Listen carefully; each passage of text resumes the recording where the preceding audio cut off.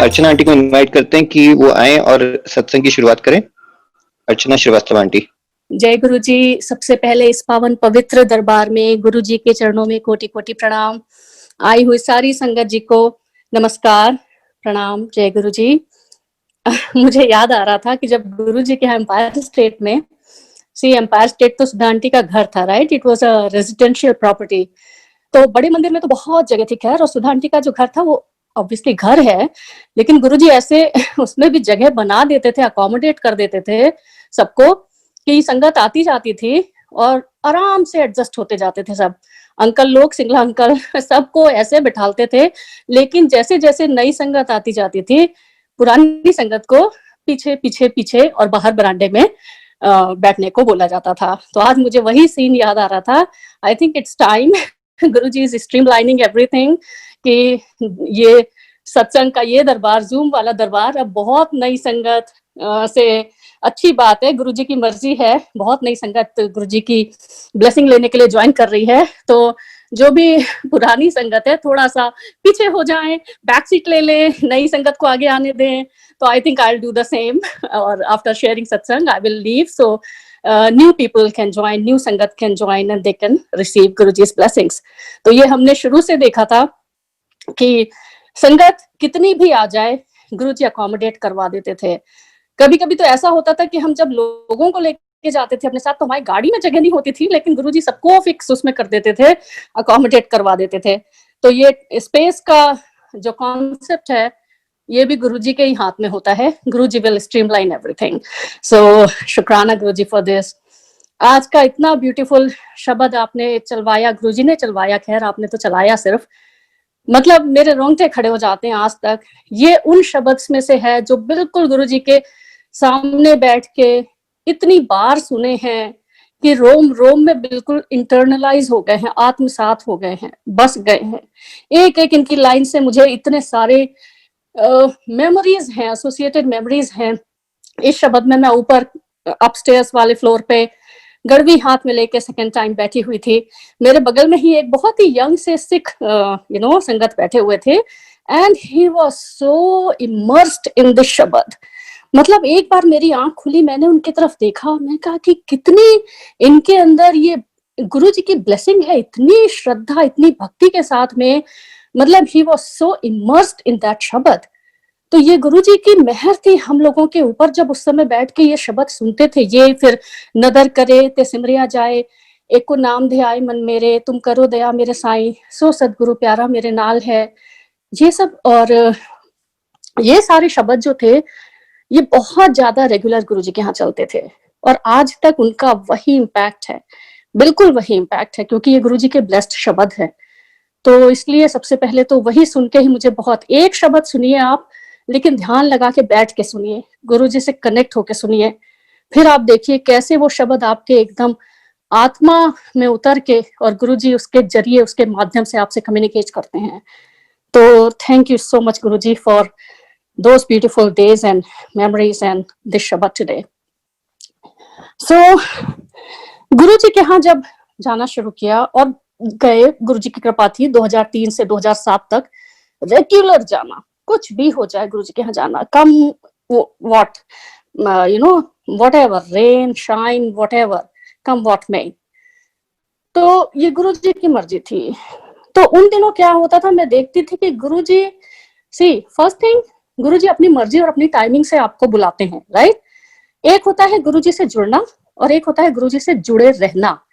ये भी गुरुजी की ही कृपा होती है तब होता है, नहीं तो ये नहीं होता है। गुरुजी के पास दरबार में आ गए, इसका मतलब ये नहीं कि आपको बिल्कुल टिकट मिल गया हमेशा के लिए।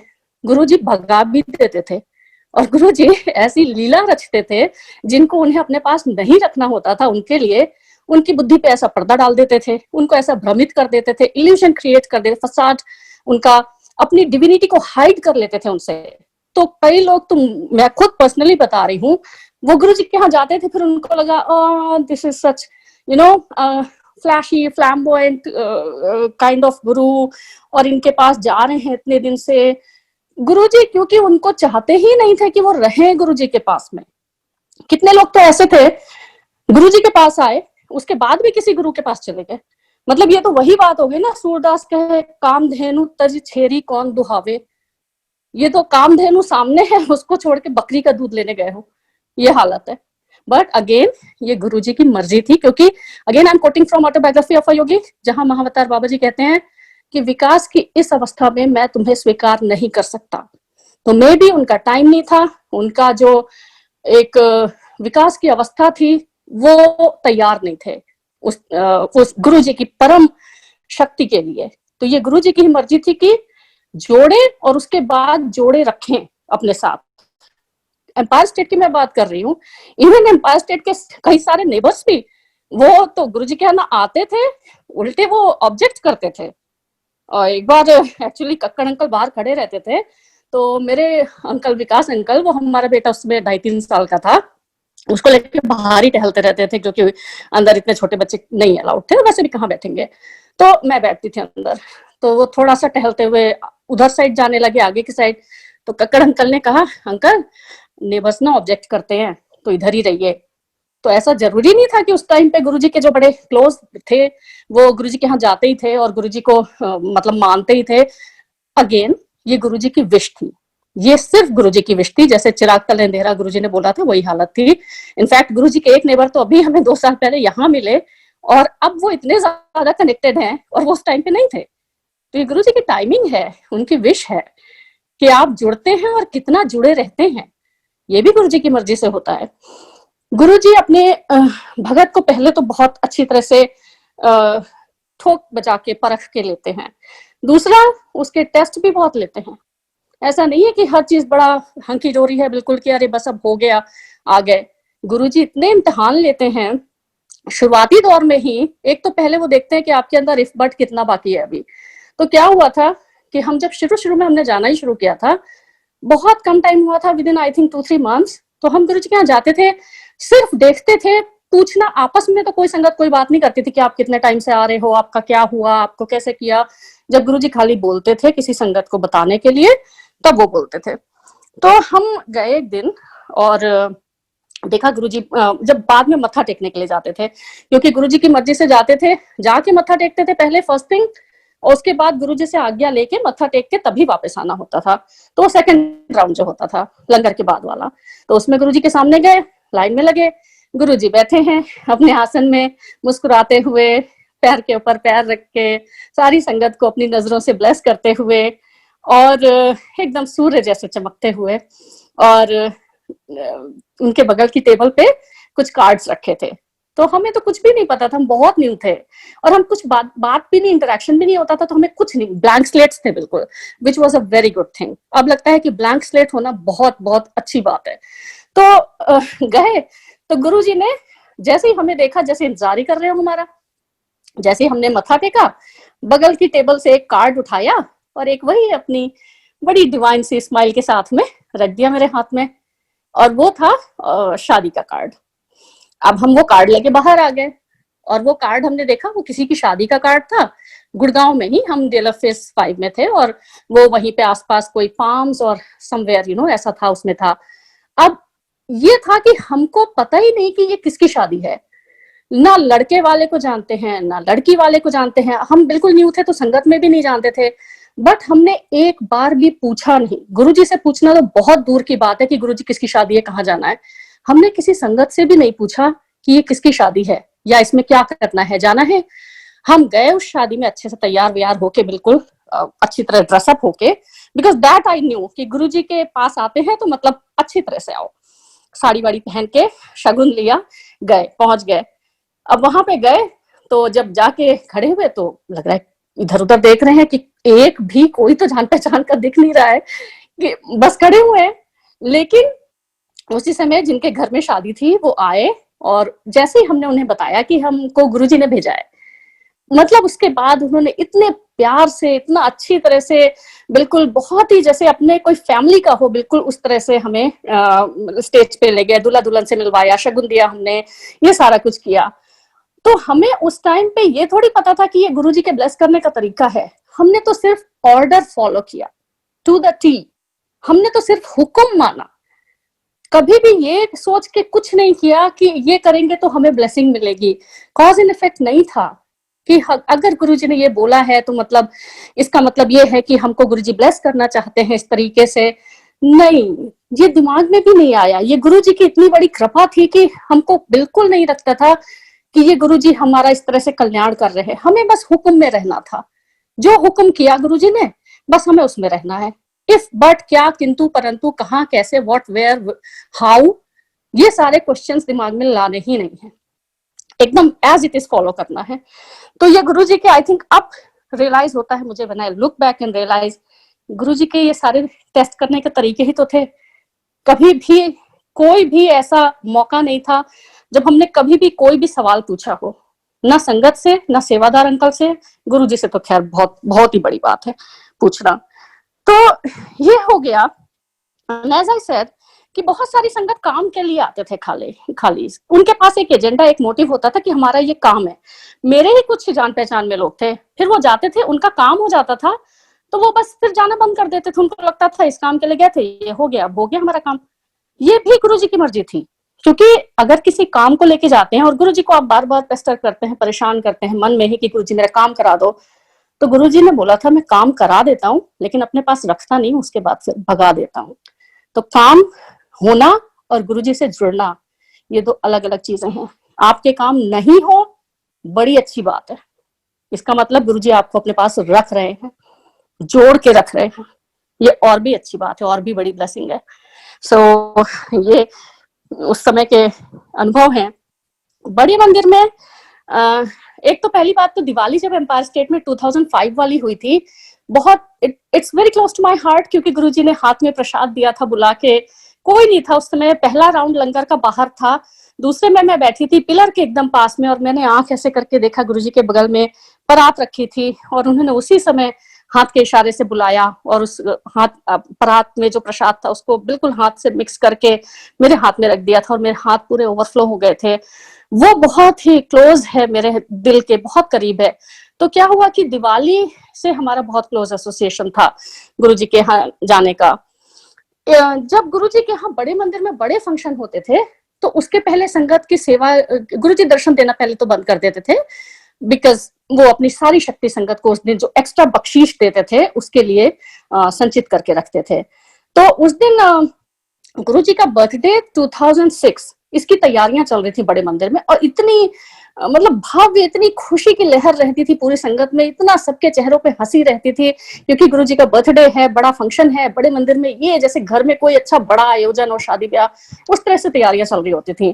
तो मेरी बेटी जो हो गई थी गुरुजी की कृपा से, वो हुई है अगस्त में 2005 में, और ये 2006 का गुरुजी का बर्थडे का सत्संग है।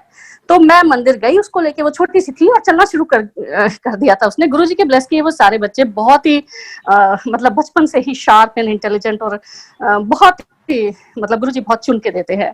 तो वो बड़ी प्यारी सी चलती हुई मेरे साथ पीछे पीछे आई, और गुरुजी के मंदिर में जैसे ही हम एंटर करते हैं तो जो पाथवे है पूरा साइड में, जहाँ पे पेड़ पौधे हैं और गमले, तो मैंने क्या किया कि मैंने अंकल से पूछा, अंकल ये गमलों की सेवा करनी है? उन्होंने कहा हाँ ठीक है। तो मुझे उन्होंने गेरू जो होता है घोल के पानी में दे दिया, पेपर दे दिया, पेपर के ऊपर एक एक गमला रख के उसको अच्छे से गेरू से पेंट करके, फिर ऐसे करके सारे गमले पेंट करने थे। तो मैंने बहुत सर्च ले लिया, एक तो वैसे ही मैं नेचर लवर और मुझे थोड़ा आर्टिस्टिक एबिलिटीज भी हैं, तो गुरुजी जानते हैं कि इसकी कौन सी एबिलिटी कहाँ यूज करनी है, तो गुरुजी को हमसे ज्यादा हमारे बारे में पता होता है। तो मैं बैठ के बहुत ही मनोयोग से लगन के साथ उसको पेंट करने लगी। अब मुझे लगता है वो जो गेरू रंग था, गेरुआ, वो तो गुरुजी ने आत्मा पे चढ़ा दिया। वो सिर्फ गमला थोड़ी था, वो तो हम थे, आत्मा थी जिस पे गेरुआ रंग ऐसा चढ़ाया कि आज तक कोई रंग नहीं चढ़ता। तो गुरुजी ने वो सेवा देके रंग दिया। तो उसको मैंने जब रंगना शुरू किया तो मेरी बेटी छोटी सी थी, वो भी खेल खेल में मेरे से लेके रंगने लगी उसको। उधर से अंकल निकले और अंकल ने कहा, आंटी छोटे बच्चों से सेवा नहीं करानी है।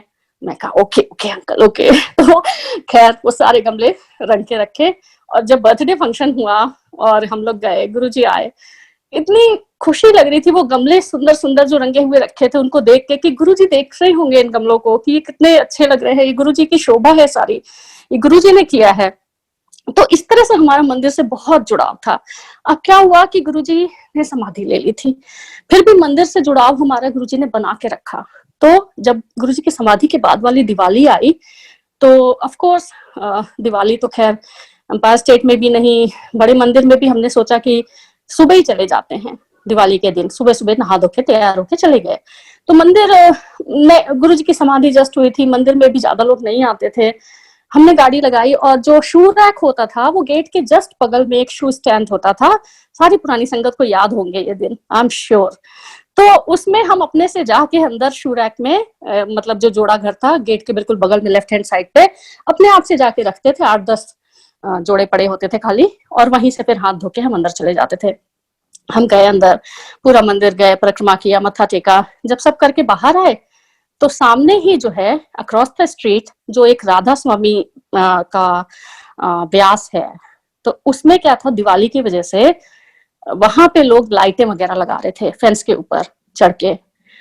तो उसमें से 2 लड़के, आई एम श्योर वो ब्यास के नहीं रहे होंगे, they must be just outsiders, but उन्होंने एक बड़ी मतलब एक सरकास्टिक वे में एक टिप्पणी की, और वो ऐसी थी कि जो हम लोगों को बहुत खराब लगी, बहुत ज्यादा।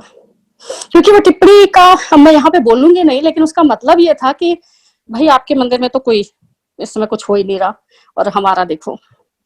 उस दिन मेरी आंख में आंसू आ गए, और मैंने निकलते समय माथा टेक के कहा, गुरु जी आपकी समाधि शिरडी के साईं बाबा की समाधि की तरह, इतनी भीड़ यहाँ पे आपकी कृपा से, और इतनी संगत और इतने लोग आएंगे, और बड़े मंदिर का पूरा आपको, जैसे आप हमेशा संगत को रखते हैं आपको रखना है, ये आपका है, ये सारी संगत आपकी है, आपको संभालना है। And rest is the history, everyone knows. उसके बाद कहाँ संगत पहुंची और कहाँ मंदिर का आज इतना नाम है पूरी दुनिया में। तो ये गुरुजी की कृपा है। थैंक यू सो मच गुरुजी, सारी संगत को संभालने के लिए, महासमाधि के बाद और भी ज्यादा संभालने के लिए। सो शुक्राना गुरुजी, थैंक यू सो मच। संगत जी, शर्मा आंटी ने ज्वाइन कर लिया है हमारे साथ, तो शर्मा आंटी को रिक्वेस्ट करते हैं वो आए और सत्संग शेयर करें। जय गुरुजी के चरणों में शत शत प्रणाम। सारी संगत को बहुत बहुत प्रणाम। सारी संगत को जय गुरुजी, जय गुरुजी। आज बहुत ही अच्छा दिन है। कैसे आप लोगों ने मेरे को करा, thank you so much, thank you so much. Rajiv, Aarti, Kunal, सबका बहुत बहुत शुक्राना। आज मैं आपको थोड़ा सा बताना चाह रही हूँ कि उस पहले युग और आज के युग का हल्का सा कंपैरिजन बता रही हूँ कि उस युग में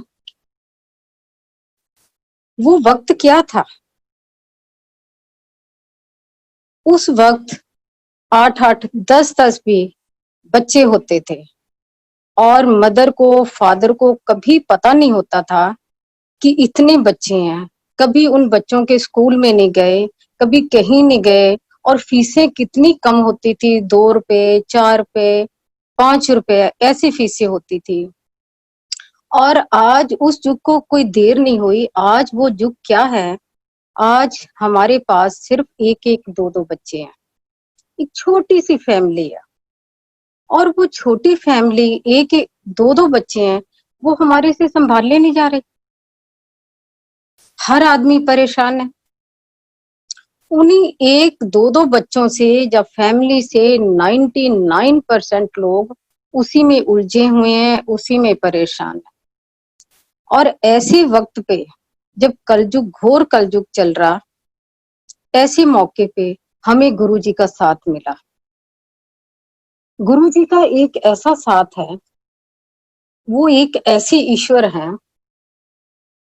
आप ये देखो, गुरुजी के साथ हमारी फैमिली, चाहे हम 99% लोग हम दुखी हैं, पर गुरुजी की शरण के अंदर है।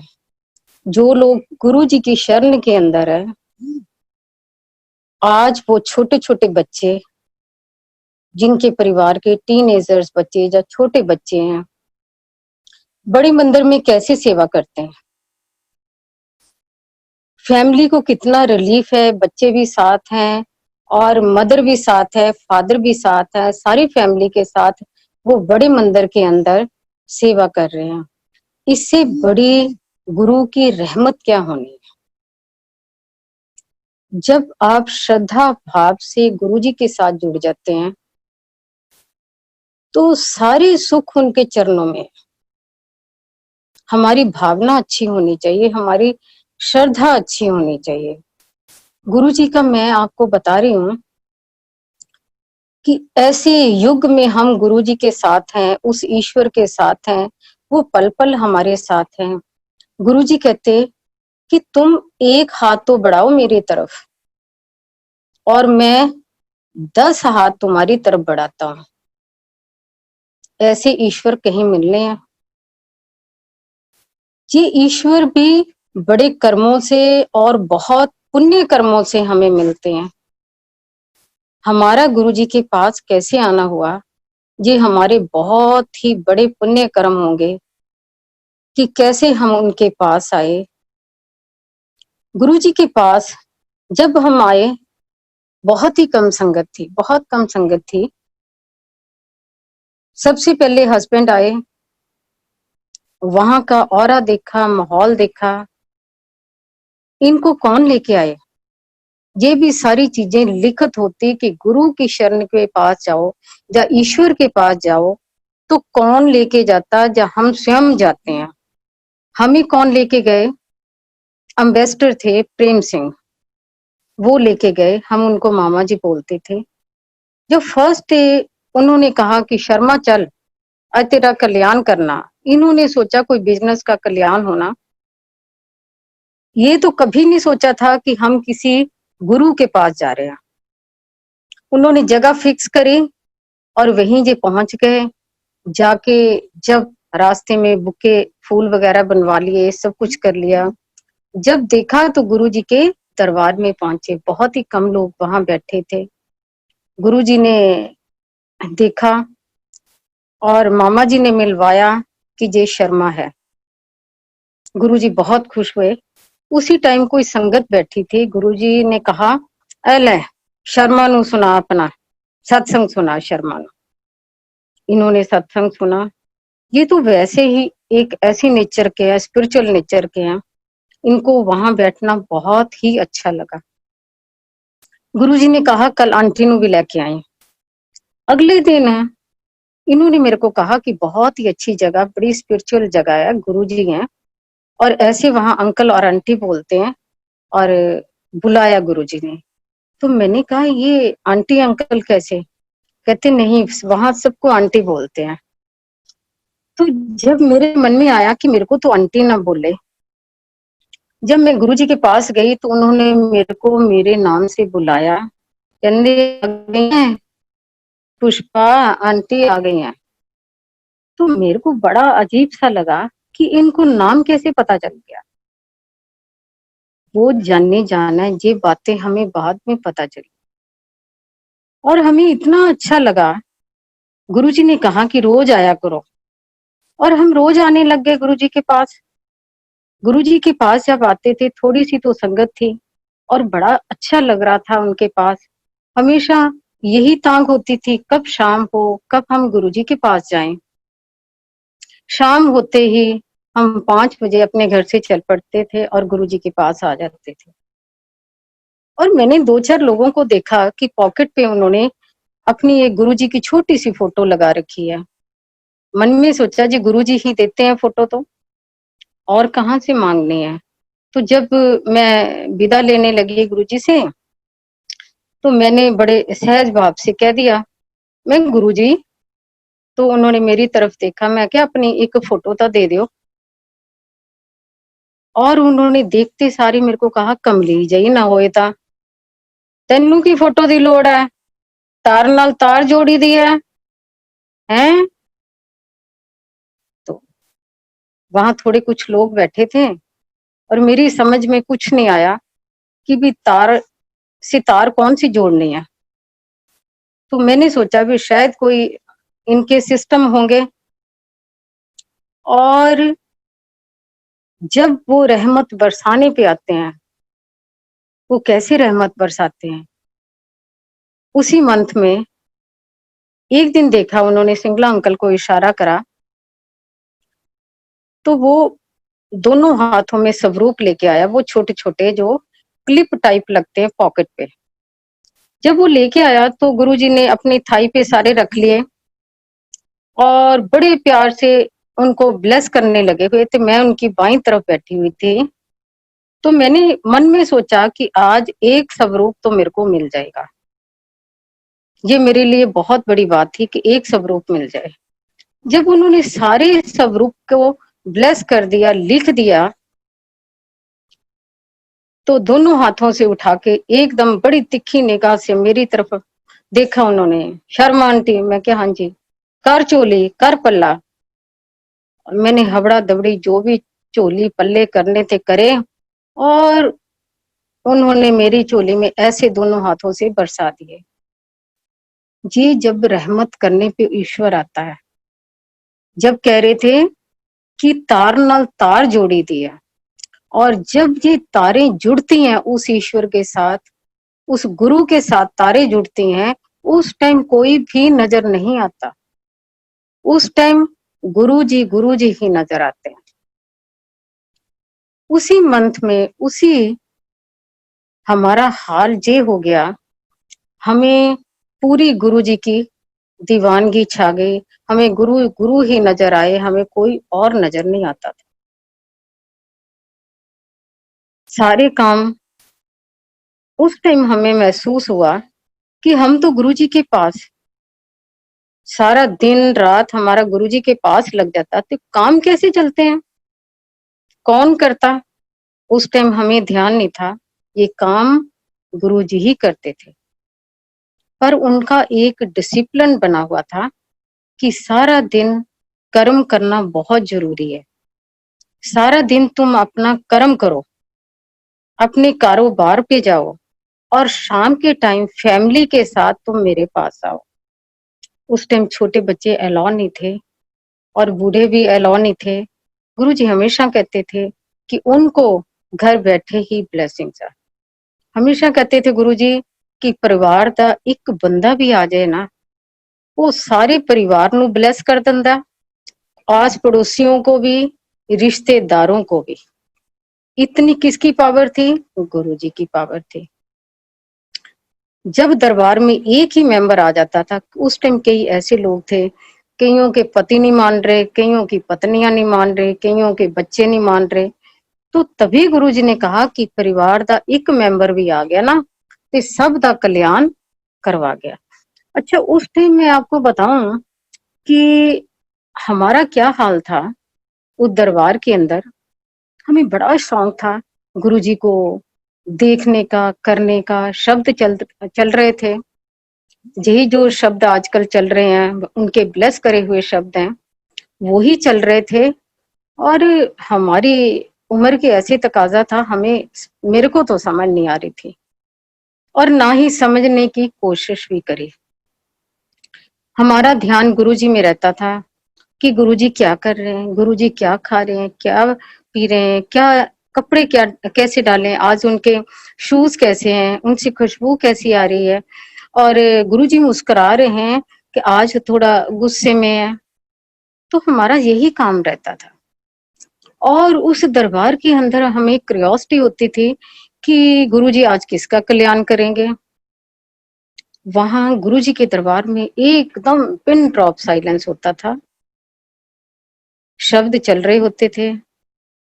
गुरुजी हर बंदे की निगाह, हर आदमी के अंदर उनको पता होता था पार्किंग में क्या हो रहा, बाहर कौन आ रहा, घर से कौन चल रहा, अंदर कौन बैठा, बाहर कौन बैठा। उनकी निगाहें जो अंदर की थी, उनकी हमेशा ये ध्यान रखती थी। जब भी संगत, उस टाइम हमने खुद प्रैक्टिकल महसूस हुआ कि जब हम अपने घर से चलते थे गुरुजी के लिए, तो गुरुजी हमेशा हमें संरक्षण में ले लेते थे। रात को जब हम वापस जाते थे, जब तक हम अपने घर नहीं पहुंच जाते थे, तो गुरुजी पूरा ध्यान रखते थे। उस टाइम हमने देखा कोई एक आधा आदमी सुखी होगा, 99% जितने भी लोग थे वो सारे दुखी।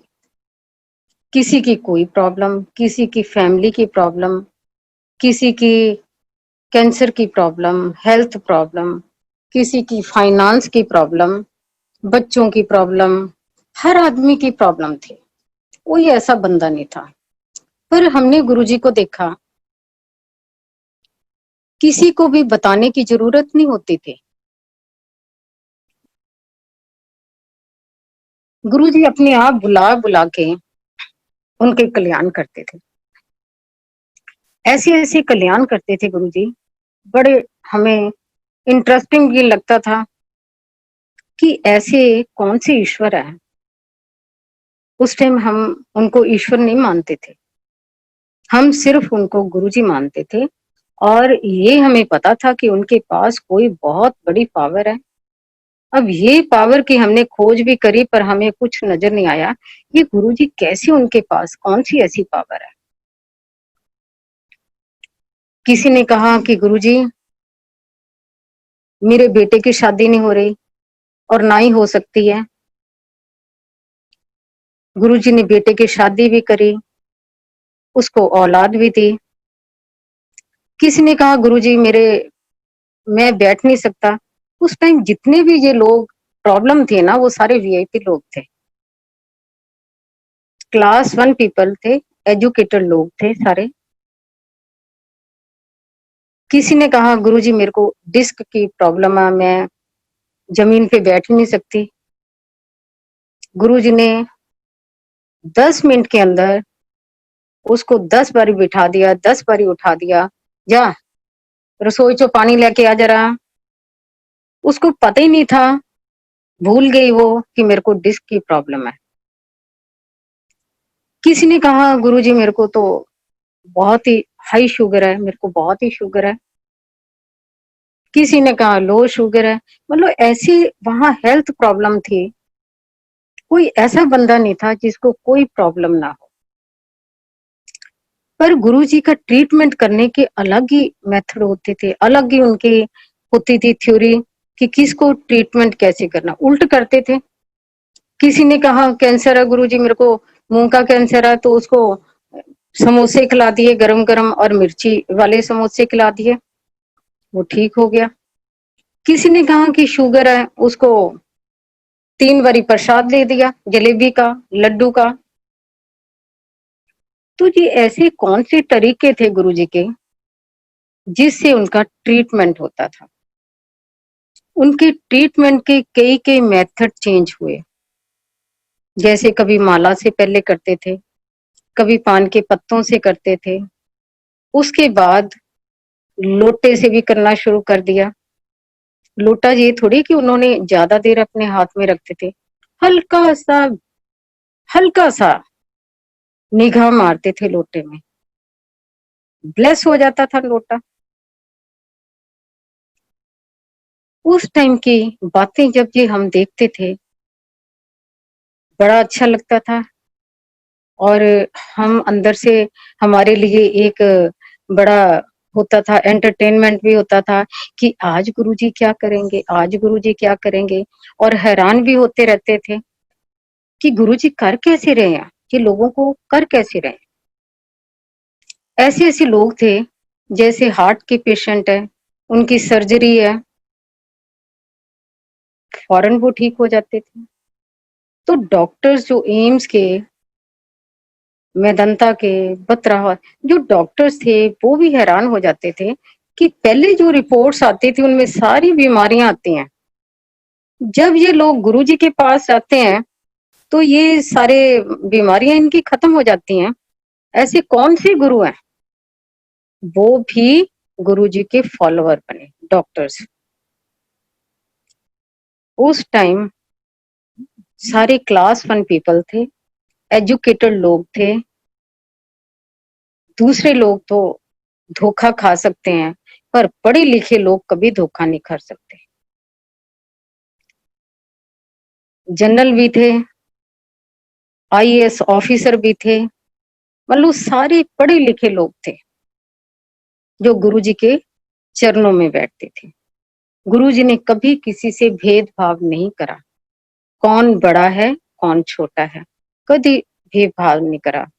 गुरुजी के पास जितना मर्जी वीआईपी आ जाते थे, कितने भी आ जाते थे, गुरुजी ने कभी भी 1 सेकंड में तवज्जो नहीं देते थे। जो भी आया आराम से आया, उनके पास बैठा और अपना लंगर करे और चले गए। गुरुजी का ब्लेस करने का अलग ही, ऐसे जब चल रहा था सिस्टम, तो हमारे बच्चे भी बाहर पढ़ रहे थे। रोज नई से नई हम उनका चमत्कार देख रहे थे। हमारे बच्चे पढ़ रहे थे, छोटा बेटा था, छोटा था, 3rd 4th क्लास में था। तो वहां से हॉस्टल से मैसेज आया नैनीताल से कि आपके बेटे को बहुत प्रॉब्लम है। हम कहीं भी जाते थे, गुरुजी को बिना बताए कभी नहीं निकले।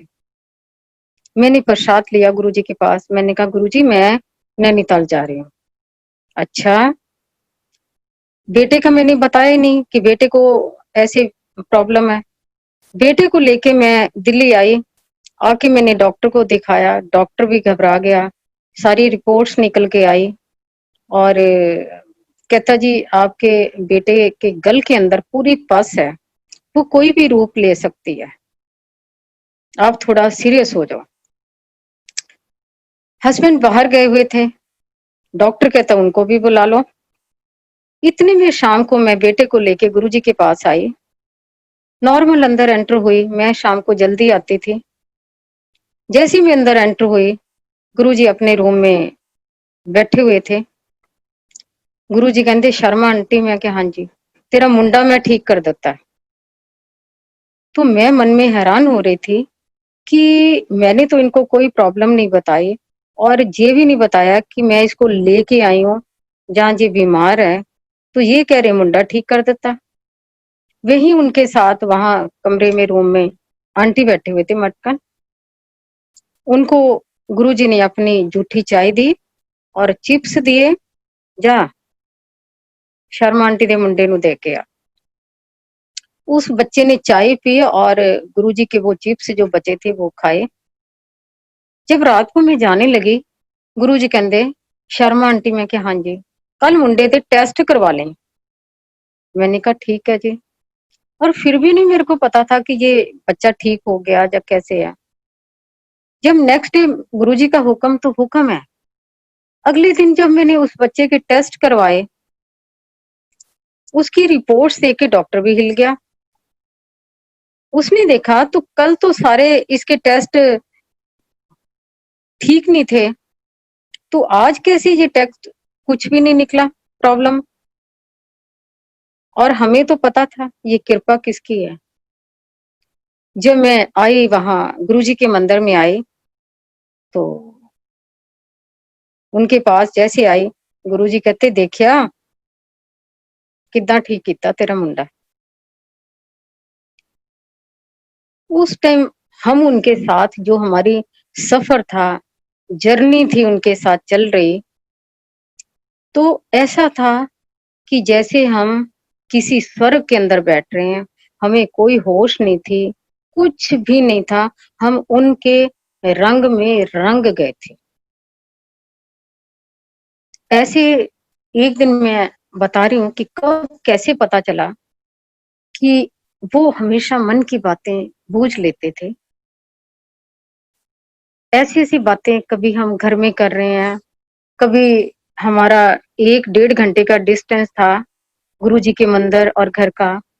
आदमी कुछ तो सोचता आते, जब घर में कोई बात करता, कुछ करता, और गुरुजी के पास जब आते थे, वो हमें इनडायरेक्ट वे से बता देते थे कि क्या बातें हुई, कैसे हुआ। ऐसे एक दिन दरबार में बैठी थी, तो सबका शब्दों में ध्यान था, लोग संगत शब्द सुन रही थी। और उस टाइम ये था गुरुजी के दरबार में रेड मैरून कलर के कर्टन थे। उनका रेड मैरून कलर बहुत ही उस टाइम फेवरेट था। कारपेट भी उसी कलर का था। तो जब मैंने देखा, मेरे को ऐसे लगे, आंखों में ऐसे लगे कि पर्दे बहुत मैले हैं, तो चुप कर गई मैं। जब जाने का टाइम लगा, गुरुजी कहने लगे, शर्मा आंटी मेरे पास आए, गुरुजी शर्मा आंटी सवेरे आ जाई। मैं कहा हाँ जी ठीक है जी। पर्दे लुआ के ले आई, पर्दे लुआ के ले जाई ते इन्हां नूं धुआ के ले आई।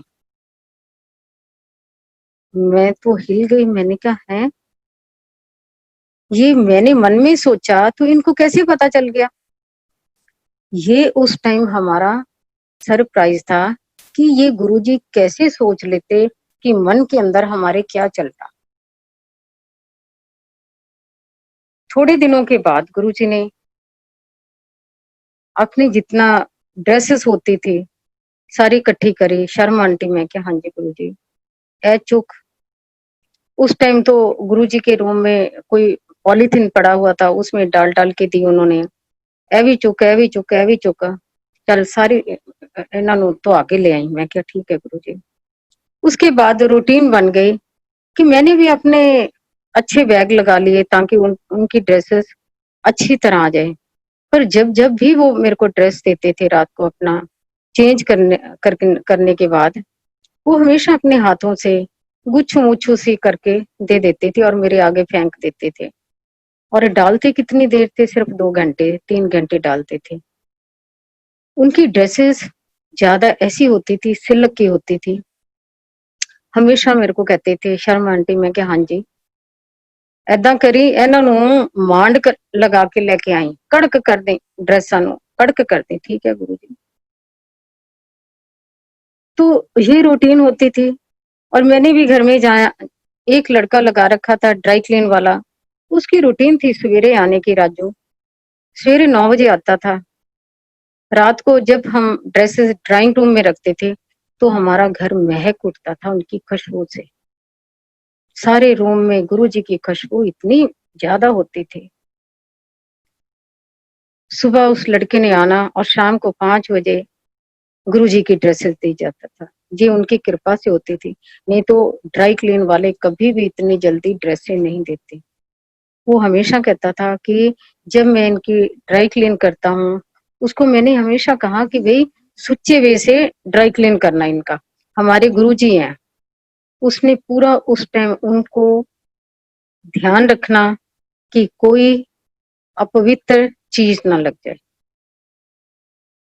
और ड्रेसेस भी आते, गुरुजी की एक कुर्सी थी जिसके ऊपर गुरुजी आके बैठे थे, वो परमानेंट गुरुजी की ही सीट है, वो आज भी है। तो उस पे लाके मैं अपना बैग रख देती थी। शाम को जल्दी जाना होता था।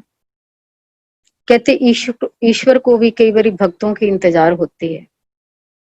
भक्त तो करते हैं पर ईश्वर को भी भक्तों की इंतजार होती है। कई बार कहते थे ले आई नहीं है हाले, शर्मा आंटी नहीं आई हाले।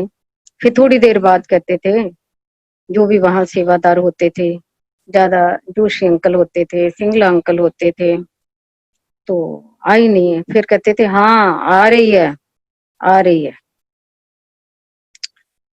तो ये हमारी रूटीन चल रही थी गुरुजी के साथ। सफर उनके साथ इतना सुहाना सफर निकल रहा था। गुरुजी के साथ इतना लगाव था, हमें इतना प्यार था उनके साथ। उन्होंने हमेशा प्यार दिया और साथ में रिगार्ड भी दिया। हम गुरुजी को, मैंने बताया आपको कि पहले हम हमेशा गुरुजी को देखते थे क्या कर रहे हैं। एक दिन मैंने ऐसे गुरुजी को देखा, उनका चेहरा बड़ा मुरझाया हुआ। अब ये तो उस टाइम नहीं पता था कि लोगों के कष्ट अपने ऊपर लेते हैं सारे, इतनी नॉलेज नहीं थी। तो मैंने देखा चेहरे पे दाने दाने भी निकले हुए, और मेरी जो लुक थी, ऐसा लगा कि मेरे को गुरुजी बड़े कमजोर से हो गए। मैंने मन में सोचा भी गुरुजी, हम सारे इतने लोग हैं दरबार में, हमारा पूरा ध्यान, सबका एक नजर गुरुजी के ऊपर होती है। अब एक नजर सबकी गुरुजी के ऊपर होती, तो मैंने दिमाग में सोचा उस टाइम कि गुरुजी को कोई नजर लग गई है। मेरा दिमाग में आया जैसे हमारे मदर इन लॉ बच्चों की नजर उतारते थे, हमेशा कहते थे कि कोई बात होनी, थोड़ा बच्चों ने हुबना कहना नजर लग गई इनको, किसी बच्चे ने रोना नजर लग गई। तो जैसे वो उतारते तो मैंने भी सोचा, मैंने कहा ला मैं जाके आज इनकी नजर उतार दूंगी, ये ठीक हो जाएंगे, इनका पहली तरह हो जाएगा, इनका फेस वैसे शाइन करेगा। मेरा काम था कि मैं किसी तरह घर जाऊं, जाके फटाफट अगले दिन इनका ये कर दूं ताकि ये गुरुजी हमारे ठीक हो जाए। अगले दिन गई, मैंने बताया कि वो जो उस कुर्सी पे आके बैठे थे, चेयर पे सिंहासन पे बैठे थे, उस पे हमने एक फोटो रखी हुई थी गुरुजी की, ताकि कोई थर्ड पर्सन आके बैठ ना जाए उस सीट पे। तो मैंने भी जैसे हमारे मदर इन लॉ करते थे, मैंने भी उनके ऊपर पूरी 6-7 वो डंडी वाली जो मिर्चें हैं बाहर के फटाफट देखा, कोई दोपहर के टाइम नहीं है, कोई भी किचन में नहीं है, कोई भी बाहर नहीं है, तो मैंने फटाफट वो जला दी गैस पे। और मेरे को ये था कि अब उनका नजर उतर जाएगी। शाम को जब मैं गई उनके पास, गुरुजी के पास, तो गुरुजी बाहर किचन के बाहर स्लैब पे बैठे हुए थे। उठ के अंदर गए कमरे में, तो मैं उनके जो कपड़े थे वो बैग अंदर रखने के लिए गए, तो मेरे को कहते शर्मा आंटी, मैं क्या हाँ जी, भी मैनू नजरां बड़ियां लग जांदियां। तो मैं वहीं ठुस हो गई कि इनको हर चीज पता चल जाती है, ये देखते कहाँ से हैं, हमारा घर तो इतनी दूर है, मैंने जो करा इनको कैसे पता चल गया। उस टाइम यही हम हैरान होते थे कि इनको कैसे पता चल जाता। उनके साथ हमारा जो प्यार था वो अलग ही टाइप का प्यार था। हम तो ऐसे थे दीवाने उस टाइम, तो प्यार से मैंने, जैसे भाई की शादी होती है, लड़के की शादी होती है तो उसमें एक घोड़ियां चलती हैं, और लड़की की शादी होती है तो सुहाग चलते हैं। तो मेरे को इतना इन पे प्यार दुलार आया, तो मैंने अपने घर में ऐसे काम कर रही थी, साथ में मैं अपना ध्यान में घोड़ियां गा रही थी। शाम को जब मैं आई तो गुरुजी चाय पी रहे थे। जब चाय पी रहे थे तो मैं आके माथा टेका, कहंदे शर्मा आंटी हुण सानू दुल्हा बनना पएगा।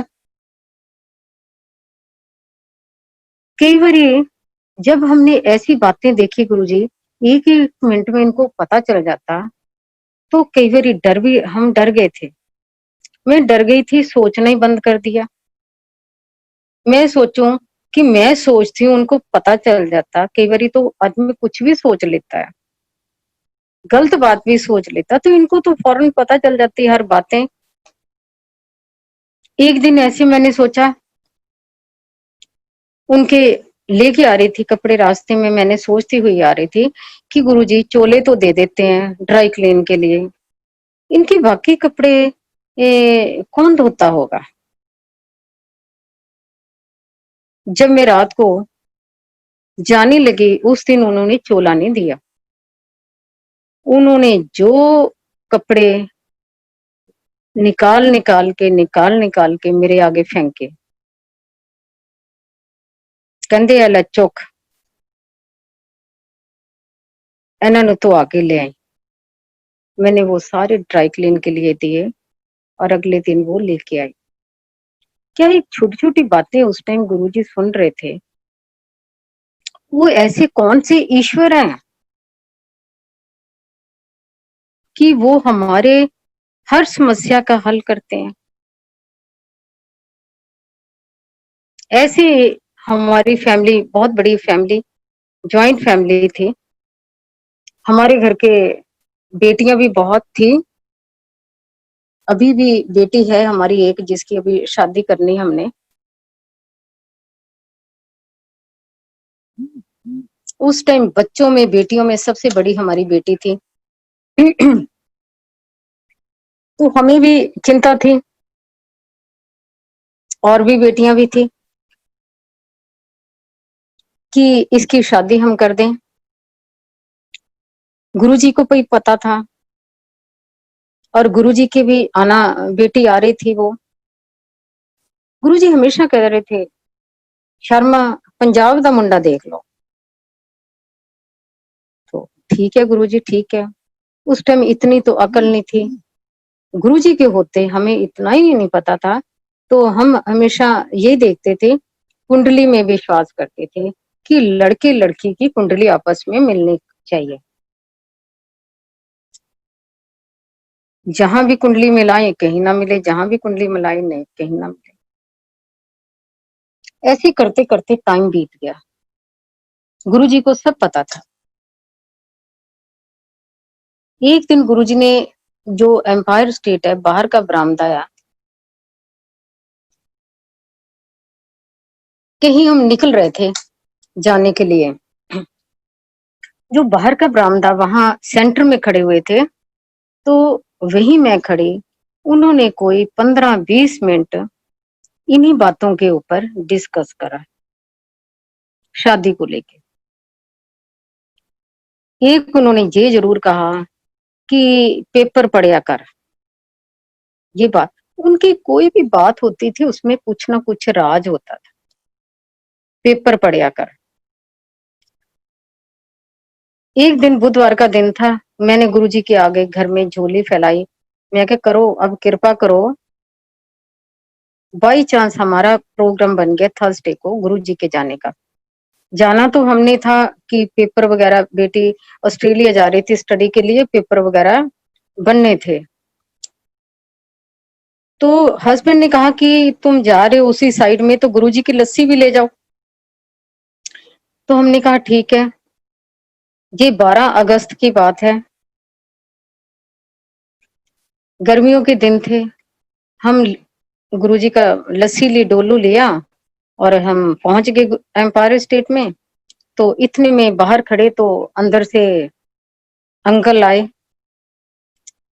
उन्होंने पानी, लस्सी का डोलू अंदर ले गए और हमें पानी दे गए। बेटी ने कहा, गुरुजी बाहर ही पानी खड़े रखोगे, अंदर नहीं बुलाओगे? तुरंत अंदर से सेवादार आए कि शर्मा आंटी आपको गुरुजी अंदर बुला रहे। अंदर गए तो देखा गुरुजी, जो आज भी वो सोफा वैसे का वैसे है, गुरुजी सोफे के ऊपर लेटे थे। उस टाइम मेरे को, जैसे ही मैं अंदर एंटर हुई, गुरुजी कहते, शर्मा आंटी। मैं क्या, हाँ जी। ले, तेरी झोली भर देती है मैं, क्योंकि एक दिन पहले बुधवार को मैंने झोली फैलाई थी। वो अंतर्जामी है। कहते झोली भर देती है तेरी। मैंने कहा थैंक यू गुरुजी। जैसे गुरुजी के पास हम बैठे, माथा टेका, उस टाइम मेरे को जो एंटर हुई है ना, वो गुरुजी का मेरे को विष्णु रूप नजर आया, कि जैसे विष्णु भगवान शेष शैया पे लेटे हैं, ऐसे उनका रूप मेरे को नजर आया। गुरुजी ने चाय पिलवाई, तो फिर कहने लगे, शर्मा आंटी मैं भर देती तेरी चोली। ठीक है गुरुजी, थैंक यू। और फिर चोली का ये भी नहीं पता, हम वैसे जब गुरुजी ऐसे बातें करते थे, हम थैंक्स कर देते थे, गुरुजी थैंक यू। इतनी में बेटी बोल पड़ी, गुरुजी मैं तो बाहर पढ़ने जा रही हूँ। गुरुजी एकदम उसकी तरफ देख के कहते, तेनू मैं ब्लैस कीता है, तेनू की लोड़ है बाहर जान दे? कोई लोड़ नहीं है बाहर जान दी, मैं ब्लैस कर देता तेनू। शर्मा आंटी अज की दिन है? मैं गुरुजी वीरवार है। ले चलो फिर अगले वीरवार देखी फिर की हुंदा, ब्लैस कर देता मैं। इतने में thank you Guruji, thank you.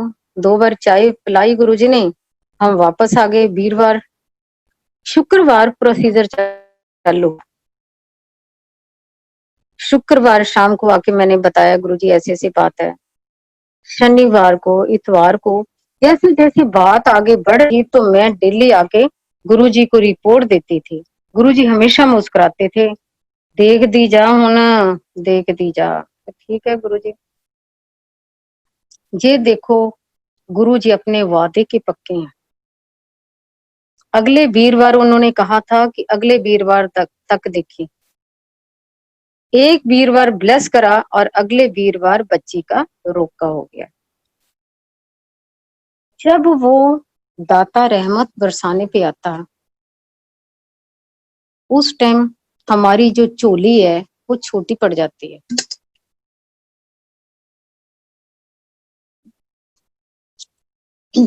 अब बच्ची का रोका हो गया। शादी गुरुजी से पूछ के हमने करी। 31 जनवरी को शादी थी, बीच में काफी अरसा था, त्योहार भी थे।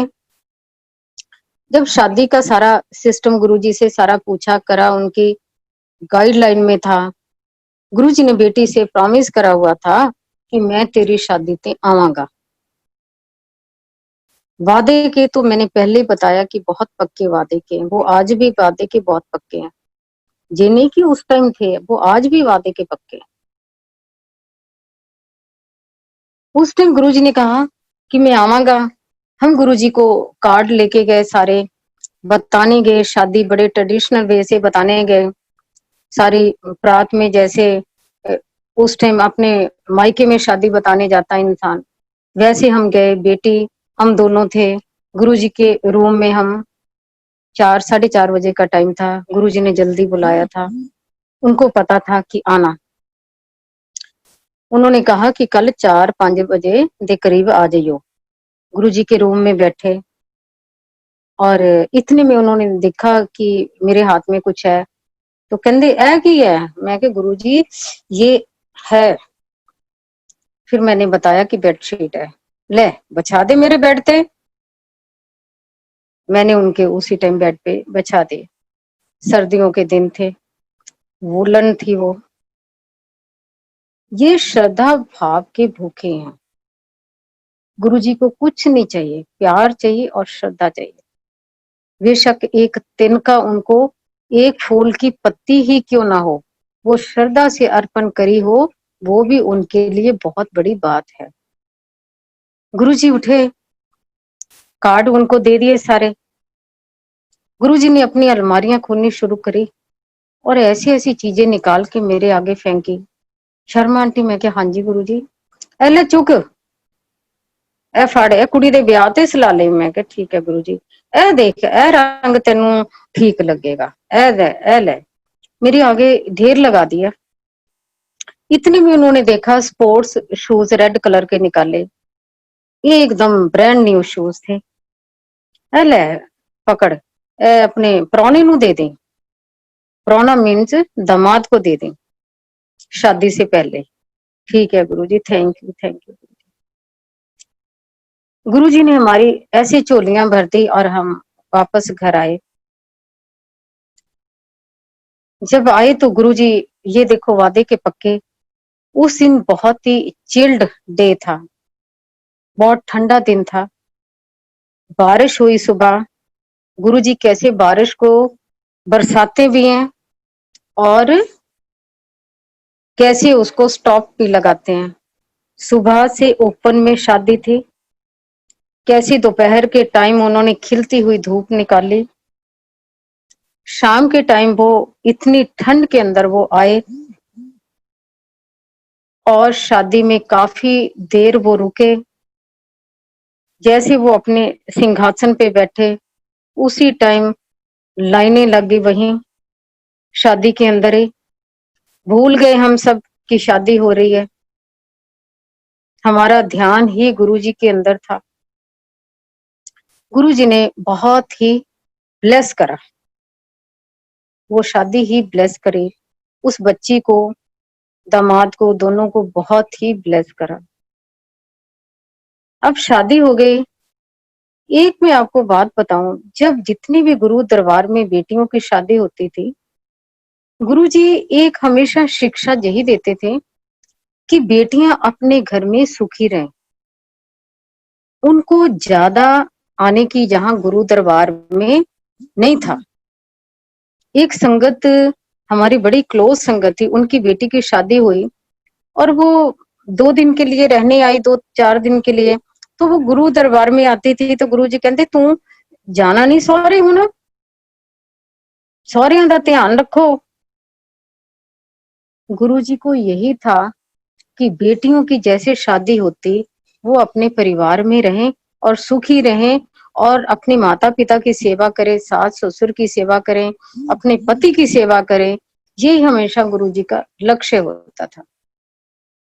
अब बेटी की शादी हो गई, वो अपने परिवार में रम गई।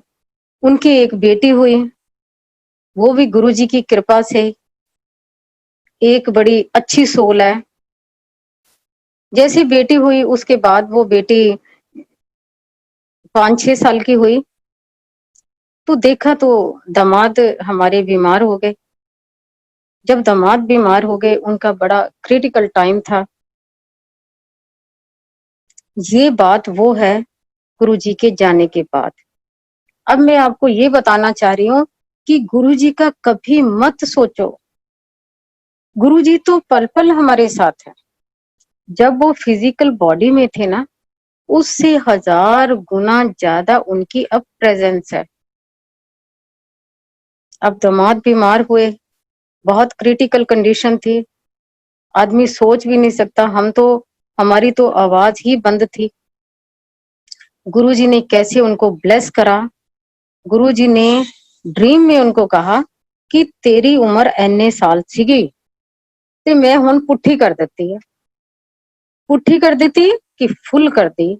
और वो हमेशा ये बात किसी संगत को बता देते थे कि गुरुजी ने इतनी उम्र कही, इतनी दुगनी कर दी।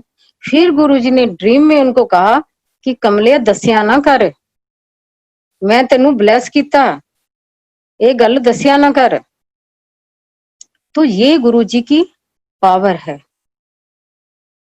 वो बिल्कुल तंदुरुस्त हो गए। पर उनकी तंदुरुस्ती में क्या हुआ कि डॉक्टर ने ये रिटन लिख के दिया, हा आज भी वो है पेपर जिस पे लिखा नो इशू अगेन। ना तो कभी अगला इशू करना और ना कभी सोचना। अगर कभी सोच भी लिया तो बहुत बड़ा रिस्क, लाइफ का आपके लिए रिस्क है। पर हमारे बच्चे कहाँ मानने वाले। हमारे बच्चों का विश्वास गुरुजी है। थोड़ी देर के बाद, साल बाद, मकर संक्रांति को बेटी, दामाद और उनकी बेटी आई और मैं भी साथ गई बड़े मंदिर में। मकर संक्रांति कहते 14 जनवरी को, बहुत ही पाइस डे होता है, लोहड़ी के अगला दिन। गुरुजी से ब्लेस होने के लिए गए।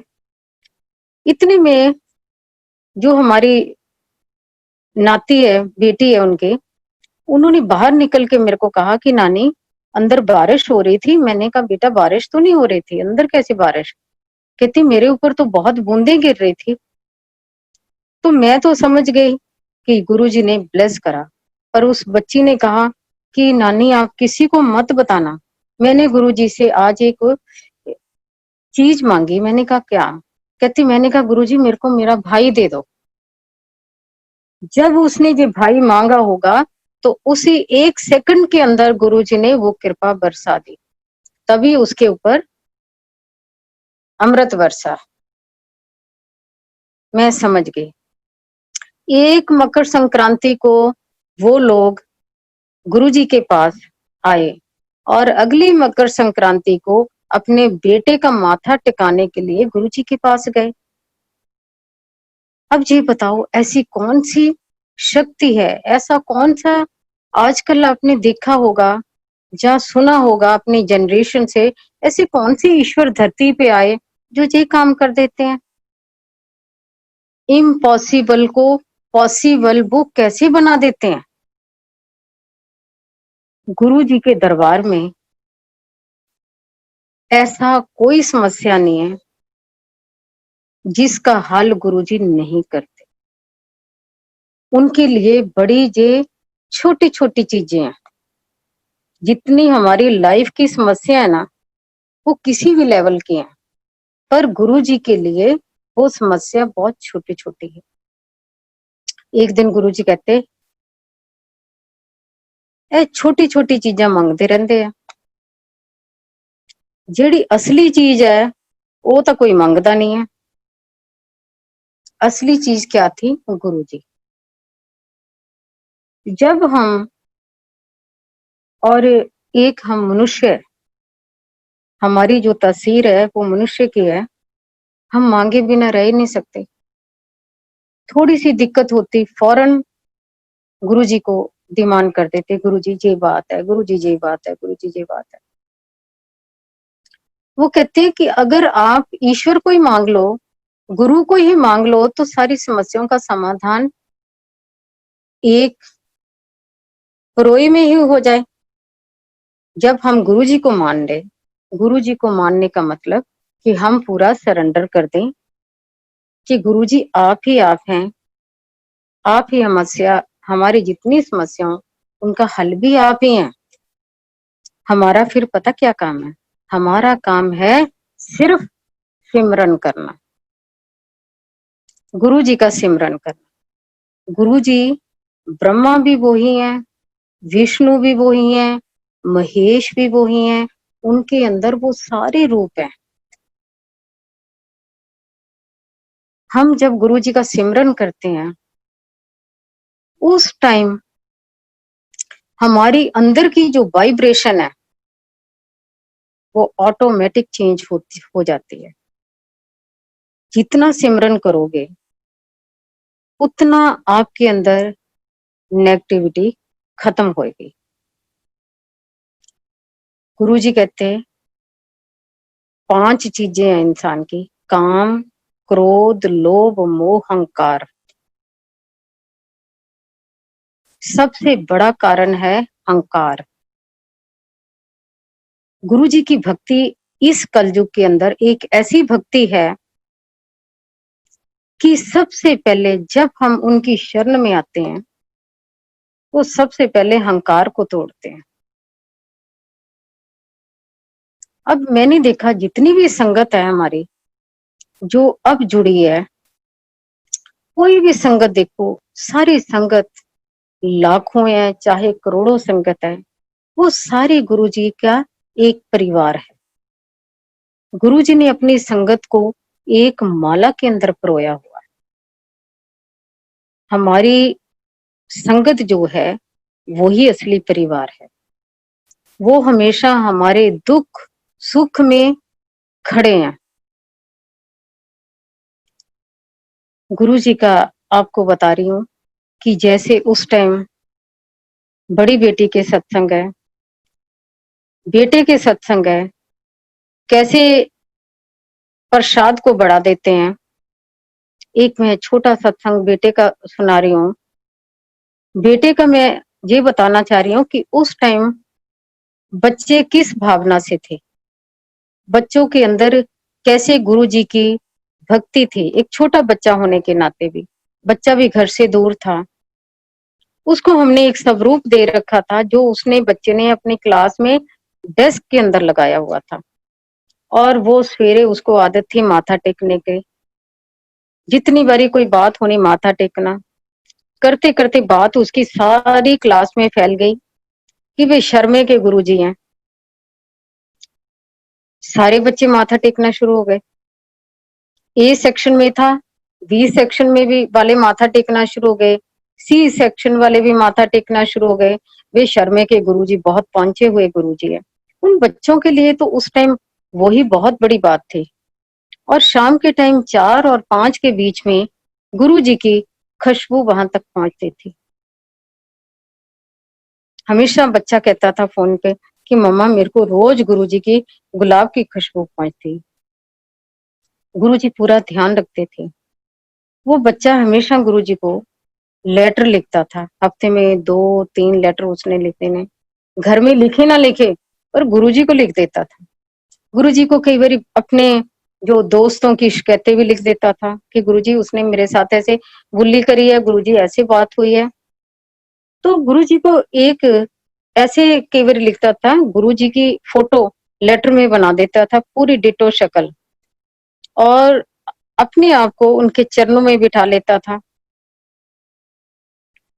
और लिखता था I want to come Delhi, और आंखों में टपटप आंसू। तो मैंने जब गुरुजी के पास जाना शाम को, गुरुजी ने कहना, शर्मा आंटी, मैं क्या, हाँ जी, "ए, तेरा मुंडा चिट्ठियां बड़ियां पांदा।" तो मैं समझ जाती थी कि उसका लेटर आया होगा गुरुजी को। लेटर तो मैं भी डालती थी जब राखी का त्योहार आता था, तो मैं भी राखी भेजती थी बाय पोस्ट। चाहे मैं गुरुजी को शाम के टाइम हम लोग राखी बांधते थे, पर मेरी नेचर थी कि गुरुजी को 2 दिन पहले राखी पहुंच जाती थी। हमेशा कहते थे जब राखी जाती थी, कहते थे, ए शर्मा दी आंटी दी रखड़ी आई होनी है। तो ये गुरुजी के साथ हमारा प्यार था, हमारी भावनाएं थी। गुरुजी ने हमें इतनी रहमतें करियां, इतनी रहमतें बरसाइयां। एक दिन बच्चे का बर्थडे था, मैं गुरुजी को बता के गई, गुरुजी मैं नैनीताल जा रही हूँ। और नैनीताल जब भी जाते थे, हफ्ते में 2 चक्कर लगते थे मेरे। तो रात को जब मैं वापस, सुबह जाना रात को वापस आना, तो कभी हम घर नहीं जाते थे, सीधे गुरुजी के दरबार में आते थे। आते गुरुजी ने लंगर करवाना, चाहे हम 1 बजे आए चाहे 2 बजे आए, लंगर करवाते थे गुरुजी। एक दिन मैं गुरुजी को बता के नहीं गई, मैं बेटे का बर्थडे था। मैंने कहा गुरुजी मैं जा रही हूँ। प्रसाद लेते टाइम मैं बात कर देती थी कानों में, हल्का सा उनके पास जाना, गुरुजी मैं नैनीताल जा रही हूँ। वो समझ जाते थे। अब नैनीताल आई, बेटे का बर्थडे, तो वहां रिजॉर्ट है हमारा रामगढ़ में, वहां गई। अब ये बताना चाह रही हूँ कि गुरुजी अंतर्जामी कैसे हैं, कैसे वो प्रसाद को बढ़ाते हैं। बेटे को लिया मैंने, 3 डब्बे लिए उसके लड्डुओं के, वहां गई। जैसे सुबह अर्ली 5 बजे का टाइम, सबसे पहले तो गुरुजी ने इतनी जोर से जैसे बम पड़ता आवाज में कहा, शर्मा आंटी, मैं क्या, हाँ जी, बधाइयां, तेरे मुंडे का जन्मदिन है। 1 सेकंड के अंदर मैं उठ के बैठ गई। आसपास देखा तो मैं कहाँ हूँ, मैं तो यहाँ आई हूँ रिजॉर्ट में। और गुरुजी की इतनी कड़क आवाज थी। उसके बाद मैंने आलू पूरी और बना रखा था प्रसाद हलवे का। सीढ़ियों में बैठी, मैंने कहा कि लेबर के जितने 10-15 लोग हैं, उनके लिए प्रसाद थोड़ा सा बना दो। लगी हुई थे, कंस्ट्रक्शन चल रही थी। मैं सीढ़ियों, मैंने बताया कि हम गुरुजी के रंग में कैसे रंगे हुए थे। सीढ़ियों में बैठी, प्रसाद टोकरी पास रखी हुई है, और मेरा ध्यान सिर्फ गुरुजी में था। मैं बांट रही हूँ और ध्यान मेरा गुरुजी में। जब मैंने सारा बांटी गई, देखा तो कितनी लंबी लाइन लगी हुई। मैंने कहा कि ये कहाँ से लोग आ गए। वो कहते जी साथ वाले रिजॉर्ट में भी लेबर लगी हुई है, वहां पता लग गया कि प्रसाद बट रहा और ये सब लोग आ गए हैं। पूरी लंबी लाइनें लगी, प्रसाद बट गया, पता नहीं कितनों को बटा प्रसाद। जब प्रसाद बांट के हटे, मेरे को इतना ध्यान ही नहीं आया कि मैंने कितना प्रसाद बांट दिया, कितने लोगों को बांट दिया। उसके बाद मैंने, उसने कहा, किचन में जो काम करते, कहते जी, मैंने क्या बट गया सारा, कहता हाँ जी बट गया, 2 डिब्बे बचे हैं लड्डुओं के। मैंने कहा इतना तो लड्डू बांटे हैं सबको, एक एक लड्डू दिया। वो कहते नहीं जी 2 डब्बे बचे हैं। मैंने कहा कोई बात नहीं है, शाम को लेबर को चाय दोगे, साथ में एक एक लड्डू दे देना। जब शाम हुई, लेबर को सबको चाय दी, साथ में लड्डू बांट दिए। जब सुबह बच्चे को छोड़ने के लिए स्कूल जाना था, तो वो कहता जी 1 डब्बा बचा पड़ा लड्डुओं का। और मैं बड़ी हैरान हो रही थी कि भी 3 डब्बे सब उनको भी बट गए, फिर बट गए। फिर मैंने बेटे को कहा, मैंने कहा अपने फ्रेंड्स को लड्डू खिलाना जाके। जब मैं गुरुजी के पास शाम को आई, माथा टेका गुरुजी को, गुरुजी इतना मुस्कुराए, कहंदे शर्मा आंटी, मैं क्या, हाँ जी, कहंदे देखिया फिर आपा ने मुंडे दा जन्मदिन किवें मनाया। ओहो, फिर मैं समझी कि ये जो प्रसाद इतना बड़ा, ये गुरुजी ने बढ़ाया, जो लड्डुओं का काम हुआ ये गुरुजी का ही काम है। इतनी रहमतें बरसाते हैं, उनका कितना शुक्राना करें। हम जितना भी शुक्राना करें उनका वो कम शुक्राना है गुरुजी का। तो ये मैं आपको बच्चे का बता रही थी कि गुरुजी कैसे प्रसाद बढ़ाते हैं। एक प्रसाद की और भी बात बता रही हूँ कि प्रसाद को कैसे बढ़ा देते हैं। जब गुरुजी रामगढ़ गए थे रिजॉर्ट पे, एक दिन मैंने ड्राई फ्रूट का भी प्रसाद परात में रखा। अब जितना मैं लेके गई थी ड्राई फ्रूट, उतना मैं परात में डाल के गुरुजी को दे दिया, क्योंकि किसी दिन जलेबी बढ़ती थी, किसी दिन लड्डू बढ़ते थे और किसी दिन कुछ होता था, तो उस दिन मैंने ड्राई फ्रूट रख दिया सारा। अब जब बांटने लगे, गुरुजी का हमेशा खुला हाथ होता था। मेरे को उस टाइम इतनी तो अकल नहीं थी, लाके गुरुजी के पास रखा और गुरुजी को मैं जब देखा लाइन लगी बांटने के लिए, गुरुजी भर भर के मुट्ठियां दे और मैं गुरुजी के सामने खड़ी हो गई कि मेरे को देखें और मैं थोड़ा सा इशारा करूं कि गुरुजी थोड़ा थोड़ा कम कम दो, थोड़ा सा इशारा कर दूं। और मेरे को ये था कि 2 मिनट के अंदर गुरुजी ने प्रात खत्म कर देनी और कहेंगे कि होर लेके आ। और मेरे को कैसे फील होगा, शर्म आएगी कि गुरुजी कहेंगे प्रसाद ही नहीं है तो रखिया। जैसे गाड़ी को ब्रेक लगाते हैं, और मैं ऐसे ब्रेक लगा रही थी गुरुजी को कि थोड़ा कम दे, थोड़ा कम दे। और जितना मैं सोच रही थी वो उतना ज्यादा दे रहे थे, भर भर की मुट्ठियां दे जाए। जब मैंने देखा प्रसाद सबको बट गया और प्रात को देखा कि प्रात में फिर भी प्रसाद बचा हुआ था। मैं जब लास्ट में प्रसाद लेने गई, मेरे हाथ में प्रसाद रखा और मन मन वो मुस्कुरा रहे थे। उनकी मुस्कुराहट के अंदर कई बारी कृष्ण की झलक भी नजर आती है, कान्हा की झलक भी नजर आती है। वो है साक्षात शिव रूप है। तो कई बार उनके कृष्ण की, क्योंकि उनका ह्यूमर भी कई बार ऐसे होता था, उनको मजाक करने की भी नेचर होती थी। ऐसी कृपा बरसाते थे गुरुजी, ऐसी कृपा बरसाते थे और हमें पता ही नहीं चलता था कि वो हम कितना उनके साथ रहे, दिन रात रहे उनके साथ।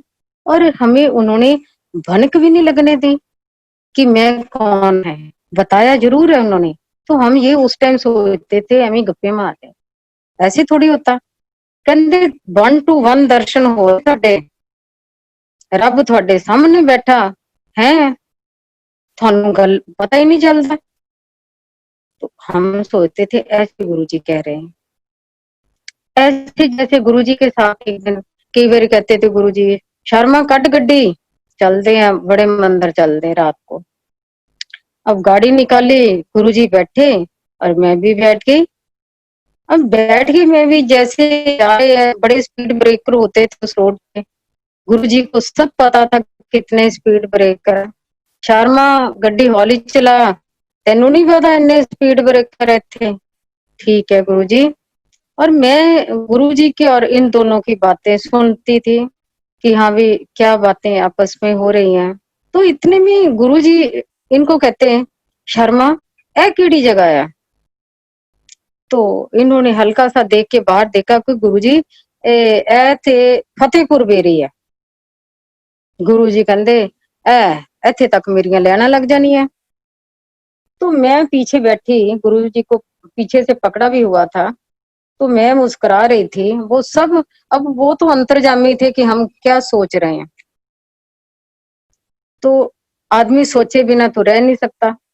और मैं मन में यही सोच रही थी गुरुजी का कि गुरुजी एमी कह रहे हैं, गप्पे कर रहे हैं, ऐसे थोड़ी होता कि ऐसे तक लेना लग जानी। इतनी कम संगत है, लेने किस बात की लगनी है। अब गुरुजी कंस्ट्रक्शन चल रही होती थी बड़े मंदिर में, गुरुजी गए, गुरुजी के साथ गए। वहां उनका रहना सहना खाना पीना बहुत ही सिंपल होता था, बहुत ही। ये जो उन्होंने ड्रेसें डाली हैं, ये सब हमारे लिए डाली। ये जो बड़ा मंदिर भी बना वो भी सब संगत के लिए बना। अब सिंपल पैंट शर्ट में होते तो क्या पहचानते कि हाँ जी ये गुरु जी हैं। इतने मेंटर होते गुरु जी ने, जो आज भी माली है उसको जोर से आवाज मारी, माली किथे तेरे मालन, भला मीठे चौल बना। गुरु जी 1 मिनट में ऑर्डर कर देते थे। गुरु जी आए, चारपाई पे लेटे, सिंपल चारपाई बान वाले, जो बाहर का बरामदा, एक तकिया लग गया, गुरु जी आराम से लेट गए, हम बैठ गए। हम जब बैठ गए टाइम 11, 12, 1, 2, 2:30, बड़ा टाइम हो गया, बड़ा टाइम हो गया। गुरु जी टस से मस नहीं, मेरा मैंने देखी घड़ी तो टाइम देखा कि बहुत टाइम हो गया, 2:30 बज गए, घर भी जाना, बच्चों को भी स्कूल भेजना। तो मैंने मन में ही सोचा, मैं बता रही हूँ कि मन की बात है, 1 सेकंड में उनके करंट की तरह लगती थी, करंट की तरह, वो आज भी लगती है। तो मैंने गुरुजी को कहा, मैंने कहा मन में सोचा, मैं क्या बस करो, इतना टाइम हो गया, बस करो। 1 सेकंड नहीं लगा उनको उठ के ऐसे मुंह आगे करके, शर्मा आंटी, मैं क्या हाँ जी चलिए फिर, मैं क्या हाँ जी गुरुजी चलो। हम वापस आए, मंदिर में गए, एम्पायर स्टेट गए, माथा टेका, चलो हम नमस्ते, विदा होके हम घर आ गए। उनकी रहमतें इतनी थी, उन दिनों में गुरुजी ने एक एक संगत पता नहीं किस किस के कल्याण करे, किस किस की बीमारियां दूर करे, किस किस का उन्होंने हर प्रॉब्लम, कोई भी समस्या थी, सब समस्याओं का हल गुरुजी ने करा। ये गुरुजी ने एक दिन बैठे बैठे जब बैठते थे ना, रात को टाइम बैठते थे, वो हमेशा उनकी नेचर थी, कारपेट पे लेट जाते थे, उनके नीचे कोई कुशन रख देना सिर के नीचे, या कोई तकिया रख देना, बड़े रिलैक्स होके बैठ जाते, लेट जाते थे। हम लोग कभी उनके पैर दबाना लग जाना, कभी हाथ दबाने लग जाना, तो कभी कुछ करते थे, और इन बिटवीन कोई ना कोई गुरुजी बातें करते थे। कई बार ऐसे बातें थी जिनका कोई है ही नहीं है।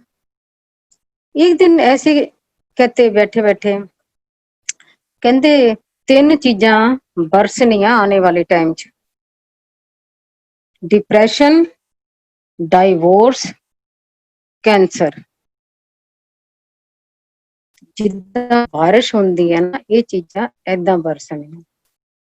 आज उनकी बात वो सच है, आज घर घर में डाइवोर्स है, घर घर में कैंसर है, चाहे कोई बड़ा चाहे कोई बच्चा, सब पीड़ित है, हवा पानी सब खराब है। और डिप्रेशन घर घर में देखो, हर बंदे को ही डिप्रेशन है। अब डिप्रेशन है, कैंसर है, डाइवोर्स है, इसका हल क्या होना है? गुरुजी है। ये नहीं कि बीमारियां उन्होंने बताई हैं, तीनों बताई कि बरसेंगी, इसका हल क्या है? गुरुजी है। मैंने तो ऐसे ऐसे लोग देखे हैं, डिप्रेशन वाले भी देखे हैं, ये प्रैक्टिकल बातें हैं। लोग इतनी इतनी बुक दवाइयां खाते हैं, और ऐसा जब गुरुजी के शरण में आते हैं, उनकी सब दवाइयां खत्म हो जाती है, उनके डिप्रेशन भी खत्म हो जाते हैं। वो ऐसे हवा में गुरुजी की संगत में आ जाते हैं। ऐसे 3rd 4th स्टेज के कैंसर भी देखे हैं। डॉक्टर्स जब डिक्लेयर करते हैं तो पसीने छूट जाते हैं। ये ऐसी बीमारी है जिसका कोई हल नहीं है। इसका हल क्या है? गुरुजी है। ऐसे ऐसे कैंसर के पेशेंट देखे हैं जो गुरुजी के दरबार में लंगर से और जल से ठीक हुए। इसे मैंने देखा एक कोई 6-7 साल की बच्ची थी, काफी साल की बात है। तो वो दुबई की थी या कुवैत की थी। एक दिन मैं एम्पायर स्टेट में गई तो छोटी सी बच्ची बैठी हुई, तो मेरे को पता चला कि इसको कैंसर है और उसकी मदर। तो मेरे को बड़ा ही दुख हुआ, बहुत दुख हुआ, एक छोटी सी बच्ची है। उसके बाद उन्होंने बताया किसी ने कि इसको ये यहीं स्टे कर रही है दिल्ली में, कहीं होटल में रुके हुए हैं। ये डेली गुरु जी का दरबार में आती है, माथा टेकती है और लंगर प्रसाद करती है। 1 महीने के बाद डॉक्टर्स ने डिक्लेयर करा, जिसका कोई उस बच्ची का इलाज नहीं था, डॉक्टर्स ने डिक्लेयर करा now she is all right. ये कौन कर सकता है? गुरु जी। हमारे गुरु जी ऐसे हैं, भोले भंडारी हैं, वो तर्स बहुत है उनके अंदर। कहते भी जाएंगे ले मैं कोई डॉक्टर है, और करते भी जाएंगे कल्याण। ये नहीं कि वो कहते नहीं है, कहते भी हैं और करते भी हैं। ये हमारा हाल था गुरु जी के दरबार में। अब मैं आपको बता रही हूँ एक छोटा सा और सत्संग।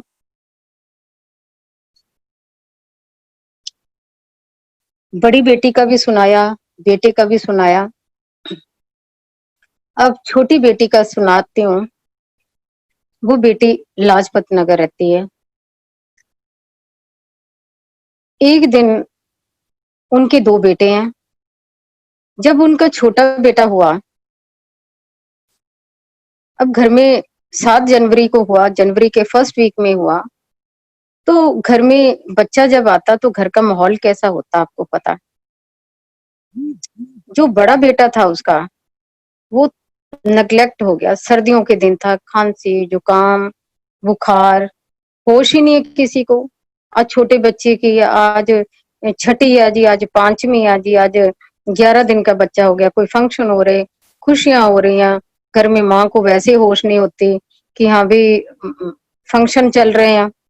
और बड़ा बच्चा कभी अंदर जा रहा ठंड में, कभी बाहर आ रहा, तो बहुत ही टेम्परेचर हो गया उसको। उसको जहाँ हौस खास में कंसल्ट डॉक्टर के दिखाया, कंसल्ट डॉक्टर कहते इतने लापरवाह पेरेंट्स हैं, उनको पता नहीं बच्चे को क्या तकलीफ है। उसने सारे टेस्ट उसके लिखे, रिपोर्ट्स पढ़ी, वो देख के हिल गया। दोनों को कहा, माँ बाप को, कि इसको तुरंत एस्कॉर्ट हॉस्पिटल में ले जाओ। अब एस्कॉर्ट हॉस्पिटल में लेके गए। जहां भी जाओ दोबारा फिर टेस्ट होते हैं। वहां टेस्ट करवाए, जब रिपोर्ट्स आई, लेडी डॉक्टर थी, उसने बच्चे के पेरेंट्स को, बेटी को, दामाद को बताया कि आपको पता नहीं आपके बच्चे को क्या दिक्कत है, आपके बच्चे को ये प्रॉब्लम, आपके बच्चे को वो, या ये पता नहीं कितनी प्रॉब्लम बता दी। वो तो बेटी तो सोचे कि धरती फट जाए और मैं उसमें समा जाऊं।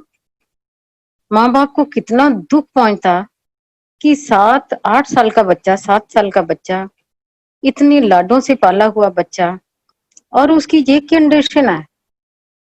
और डॉक्टर ने कहा कि इसका ट्रीटमेंट 25 इयर्स है आपके बेटे का, और इसको पेनिसिलिन के इंजेक्शन लगेंगे। अब पेनिसिलिन का इंजेक्शन एक ऐसा इंजेक्शन है जो एडल्ट बंदा भी लगा नहीं सकता, और डॉक्टर भी लगाने में घबराता कि पेनिसिलिन का इंजेक्शन कैसे लगाएं। तो बड़े रोते धोते वो घर वापस आए। मेरे को ऑन द वे उन्होंने फोन करा कि मामा, हम तो, जो भी रोने धोने में उसने कहा, मैं फौरन उनके घर पहुंच गई। अब इस सत्संग में आपको सुनाना चाह रही हूं, मैं उस ईश्वर की रहमत बताना चाह रही हूँ कि हमारे गुरुजी एक ऐसे ईश्वर हैं। 1 घंटा तो बहुत दूर की, आधा घंटा तो बहुत दूर की बात है, वो 1 सेकंड में कैसे कृपा बरसा देते हैं। जब मैं उनके घर पहुंची देखा रो धो रहे थे सारे, मदर इन लॉ भी सारे रो धो रहे थे। तो मैंने उनको तसल्ली दी, मैंने कहा भरोसा रखो, भगवान है, ईश्वर है।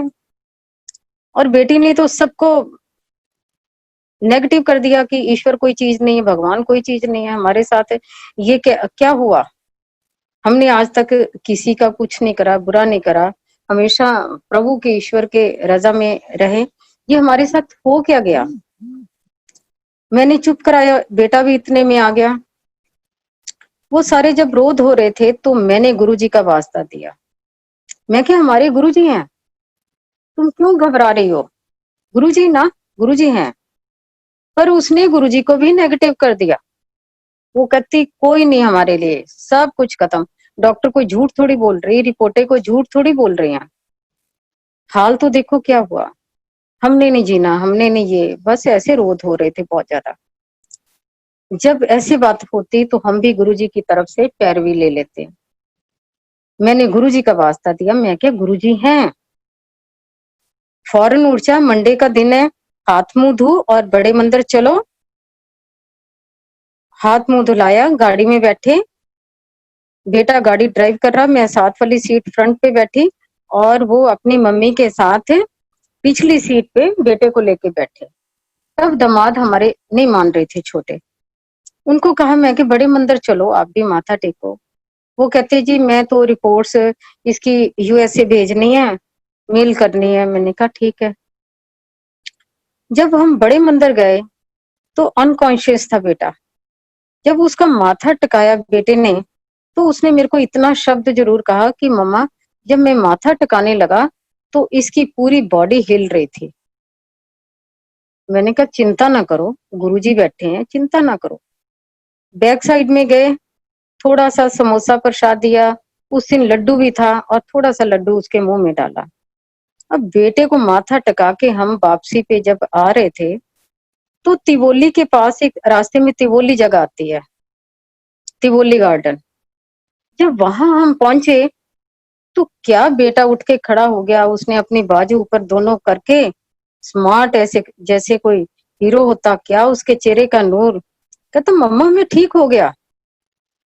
हम सारे उसके चेहरे की तरफ देखे, उसके चेहरे का नूर ही अलग था। घर गए, बेटी को मैंने कहा कि अब ऐसा कर, ला जरा कॉपी पेंसिल, तेरे को मैं रिटर्न लिख के देती हूँ कि तेरा बच्चा ठीक हो गया। अब तेरे बच्चे को कोई भी प्रॉब्लम नहीं, वर्ल्ड के किसी भी हॉस्पिटल में दिखा देगी ना, कुछ नहीं निकलना। मैंने गुरुजी का वास्ता देके उसको कह के मैं घर आ गई। पर बच्चों को चैन कहाँ। हस्बैंड से अप्रोच करके उसने एम्स में उसके सारे टेस्ट करवाए। जब एम्स में करवाए, सारी रिपोर्ट्स आई, वो पहला दिन था। आते उसका फोन आया, जैसी रिपोर्ट्स आई, मम्मा रिपोर्ट्स में कुछ भी नहीं है। तो मैं भी खुशी में गुरुजी के आगे खूब झूमी, खूब उनके शुक्राने करे, बहुत शुक्राने करे। पर फिर भी बच्चियों को तसल्ली नहीं। कभी मैदान था, कभी जितने भी हॉस्पिटल में बार बार टेस्ट रिपोर्ट आ जाए, वो डॉक्टर हार के एस्कॉर्ट वाली उसी लेडी डॉक्टर ने उनको बुला के काउंसलिंग करी कि मैं आपको बार बार समझा रही हूँ कि आपका बेटा ठीक है, उसकी सारी रिपोर्टें ठीक है। आप ये देख सकते हैं, ये मैंने आपको सत्संग में दिखाया कि गुरुजी एक ऐसे ईश्वर हैं, एक ऐसी शक्ति है, एक डिफरेंट ईश्वर है जो एक सेकंड में कृपा बरसा देते हैं। आज वो बच्चा 12 साल का हो गया। हर साल उसके फिर भी टेस्ट करवाते हैं सेफ साइड कि देखें कुछ ऐसी बात तो नहीं है। पर गुरु जी की कृपा हमेशा बरसती रहती है, वो बच्चा ठीक है। अब वो बच्चा तो गुरुजी ने ब्लेस कर दिया। अब इसका बता रही हूँ कि जब छोटे बच्चे ने होना था, गुरुजी का इस सत्संग में बताना चाह रही हूँ कि गुरुजी अपने वादे के कैसे पक्के हैं। अगर उन्होंने एक शब्द अपने मुंह से निकाला तो वो 101% करेक्ट है। वो अपना वादा हमेशा निभाते हैं। बेटी का फोन आया दिसंबर के लास्ट वीक में कि मम्मा मेरे को डॉक्टर कह रही, इंदु मूलचंद की डॉक्टर इंदु है, वो कह रही कि बेटे किसी पंडित से पूछो कि कोई अच्छी सी डेट बढ़िया निकालो, उस दिन मैं आपकी डिलीवरी कर दूंगी। बेटी का फोन आया, मैंने कहा पंडितों से हमने पूछना, हमारे गुरुजी है, मैं गुरुजी से डेट पूछूंगी। कहती मम्मी देख लो जैसे आपने करना। आजकल ये लेटेस्ट फैशन भी चला हुआ कि पंडितों से डेटें पूछो और जो अच्छा दिन है वो डॉक्टर कर देती डिलीवरी। तो मैंने गुरुजी ने मेरे को डेट दी 7 जनवरी। अब मैंने 1 घंटे बाद बेटी को बता दिया, मैंने कहा भी गुरुजी ने 7 जनवरी डेट दे दी। वो भी निश्चिंत हो गई कि हाँ भी गुरुजी ने डेट दिया 7 जनवरी तो ठीक है। अब 6 जनवरी को वो मूलचंद में एडमिट हो गई बेटी। घर वालों को भी, बच्चों से बात तो छुपती नहीं, हस्बैंड को बताया, घर में भी सारी बात पता चल गई कि 7 जनवरी को डिलीवरी है। जब 6 को दाखिल हुई, 7 जनवरी आई, दोपहर आई, डॉक्टर आई, उसने चेक करा, वो कहती ओहो नो, कहती मैं तो कर नहीं सकती क्योंकि टेम्परेचर है हल्का, और बेटे आप घर जाओ और पंडित से पूछ के कोई और डेट निकालो। प्राइवेट रूम था, हम सारे खड़े हुए थे, हमारी फैमिली भी उनकी फैमिली भी खड़ी हुई थी। जब डॉक्टर ने कहा घर जाओ, इसको बच्चे को ले जाओ बेटी को, और अभी है टाइम 1 वीक और है, कोई डेट अच्छी और निकाल लो। तो बेटी की आंखों में आंसू आ गया और मैं उसके खड़ी थी लेफ्ट साइड में सिरहाने की तरफ। उसने मेरी तरफ देख के कहा कि मम्मा गुरुजी ने डेट कौन सी दी थी? मैं क्या भी 7 जनवरी थी। आज क्या? मैं क्या 7 जनवरी है। उसको बहुत ही महसूस हुआ, उसकी आंखों में आंसू आए और मेरे को गुरुजी पे बहुत गुस्सा आ गया अंदर ही अंदर। मैंने कहा शाबाश है गुरुजी, शाबाश। सारे खड़े। मैंने कहा, मन में कहा, मैंने कहा समझियों के सामने हमें शर्मिंदा करवा दिया। मैं क्या, कितनी शर्म आ रही थी मेरे को उस टाइम। वो डॉक्टर कहती घर लेके जाओ। मैंने कहा शाबाश गुरुजी। जैसे ही मैंने कहा इतने में एक खुशबू आई। जब खुशबू आई तो मैंने, बड़ी डॉटर भी खड़ी थी वहीं, उसकी तरफ देख के मैंने कहा बेटा गुरुजी आ गए हैं। अब हमारा गुरुजी के साथ अलग ही रिश्ते हैं। खुशबू आते मैंने कहा गुरुजी आ गए हैं। मेरी तरफ किसी ने ध्यान नहीं दिया। उसके बाद थोड़ी देर बाद एक और खुशबू आई तो सुनने वाली तो डॉटर ही थी, बड़ी खड़ी हुई।